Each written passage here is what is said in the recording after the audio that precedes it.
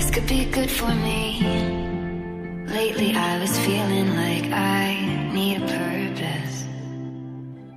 But when you talk to me. Assalamualaikum, selamat pagi anak-anak. Hari ini kita akan belajar tema 6, subtema 3, pembelajaran 1 dan 2. Pada pembelajaran sebelumnya, kita sudah membahas tentang perpindahan panas dan kalor. Nah, untuk kali ini kita akan membahas tentang penggunaan bahan yang bisa menghantarkan panas. Nah, coba kita simak percakapan berikut ini. Ngomong-ngomong, mengapa tidak memakai sendok sayur yang biasa kita pakai untuk mengambil sayur dari panci untuk mengaduk, Bu? Kata si anak. Manakah yang menurut Lani akan mudah panas bila bersentuhan dengan kuah sayur yang mendidih di dalam panci itu? Sendok sayur dari logam itu atau spatula kayu? Tentu saja sendok sayur logam akan lebih mudah panas karena panas dari kuah itu akan dialirkan melalui sendok logam itu sehingga ia ikut panas. Masih ingatkah kamu mengenai perpindahan panas atau kalor dengan cara konduksi? Perpindahan panas dengan cara ini memerlukan zat perantara yang membantunya mengalirkan panas dari sumber panas ke benda yang lain. Ingatlah bahwa panas mengalir dari tempat yang panas menuju tempat yang lebih dingin. Ada perantara panas yang dapat menghantarkan panas dengan baik dan juga ada yang tidak. Jadi, kalian pasti sudah paham ya karena kita sudah membahas pada pembelajaran sebelumnya. Nah, ini adalah kemampuan benda untuk menghantarkan panas, yaitu yang pertama adalah konduktor. Konduktor adalah bahan yang dapat menghantarkan panas dengan baik. Di sini, yang kedua adalah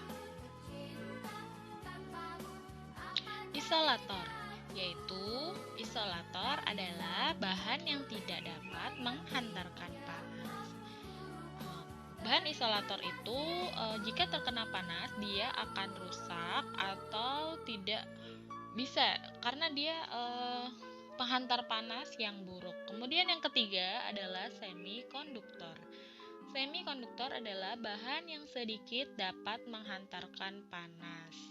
Jadi dia hanya sedikit saja, tidak seperti konduktor yang full bisa menghantarkan panas dengan baik. Nah, lalu selanjutnya di sini adalah contoh dari konduktor yaitu panci, kemudian sendok yang terbuat dari logam, aluminium. Nah, itu bahannya itu tahan panas, kemudian dia bisa menghantarkan panas dengan baik.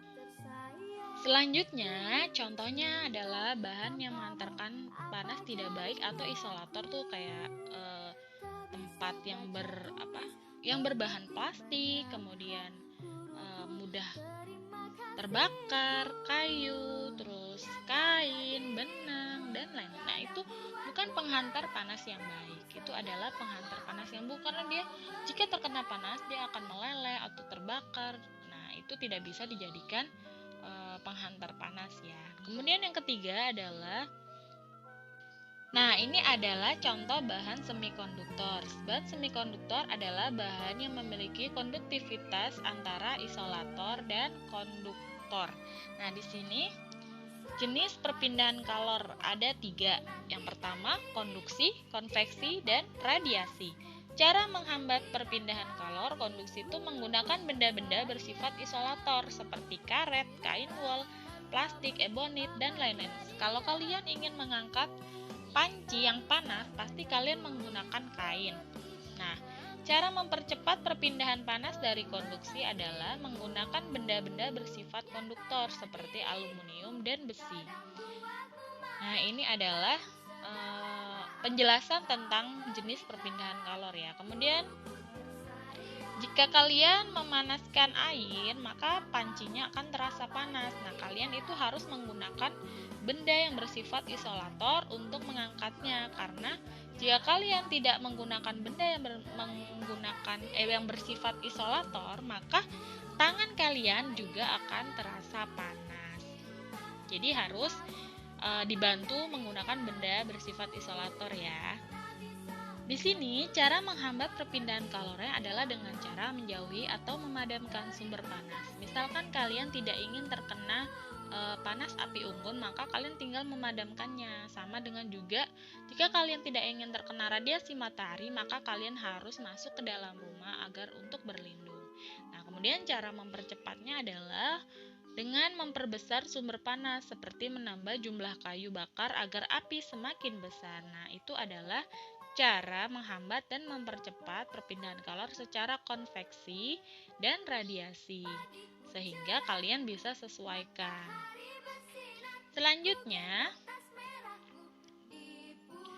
ini adalah contoh bahan konduktor yang dibantu dengan isolator. Di sini ada setrika listrik. Di sini setrika listrik bagian atasnya atau pegangannya itu berupa isolator. Nah, agar kita tidak merasakan panas saat menggunakan setrika, sedangkan bahan bawahnya itu bisa aluminium, logam ataupun keramik yang bisa menghantarkan panas dengan cepat, sehingga pakaian kalian bisa cepat rapi ketika disetrika. Nah, untuk pegangan atasnya itu harus berupa isolator atau plastik, agar tangan kita itu tidak terasa panas saat memegang setrika listrik. Kemudian di sini perpindahan panasnya dengan bantuan panasnya itu menggunakan listrik ya. Jadi panasnya itu berasal dari listrik. Selanjutnya adalah panci untuk memasak. Nah, di sini panci berbahan konduktor atau logam atau aluminium, sedangkan pegangannya itu berupa isolator, berbahan plastik, kayu, dan lain-lain. Di sini fungsinya kenapa panci berbahan logam atau aluminium atau keramik. Nah, di sini agar masakan yang kita masak itu cepat matang. Sedangkan kenapa pegangannya berbahan isolator? Karena agar kita bisa memegang panci saat kita akan memasak atau akan mengangkat panci ketika makanan sudah matang. Nah, anak-anak, tahukah kalian apa ini?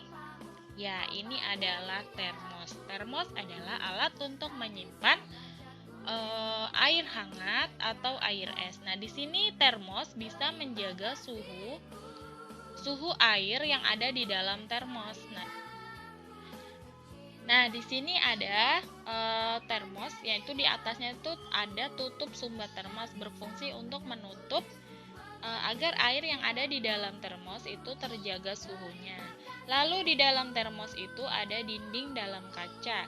Nah, dinding dalam kaca itu fungsinya untuk menjaga agar suhunya tetap stabil air yang ada di dalam kaca. Selanjutnya ada dinding luar kaca, itu menjaga agar si kaca ini tidak panas, tidak terasa panas ketika termos dipegang. Nah, jadi untuk menjaga, melindungi si termos ini agar ketika saat kita memegang itu tidak panas. Lalu ada air, kemudian ada ruang hampa udara, lalu ada dinding pelindung kaca. Nah, di sini di paling bawah ada karet penahan kaca agar kacanya itu tidak bergeser. Tahukah kalian siapa penemu termos? Ya, dia adalah penemu termos yang bernama James Dewar. Dia membuat termos. Di situ penemuannya didorong oleh kebutuhannya untuk menjaga agar minuman bayinya tetap hangat. Kita dapat mengingat informasi yang penting dari suatu teks dengan mengetahui kata kuncinya. Kata kunci adalah kata-kata yang penting dan sering muncul di dalam suatu teks. Kalian sudah sering ya mengerjakan tugas tentang informasi yang penting dalam suatu teks. Coba sekarang kalian baca teks yang berjudul Bahan Konduktor dan Isolator.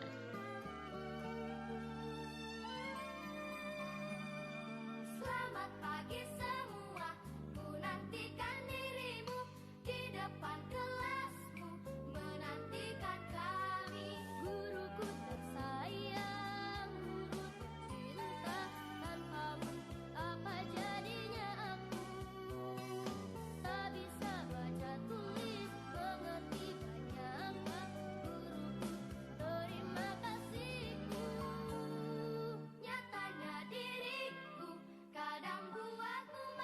Jika sudah, kalian tulis semua kata, kemudian artinya, lalu contoh kalimat dari kata yang sudah kalian tulis pada tabel berikut.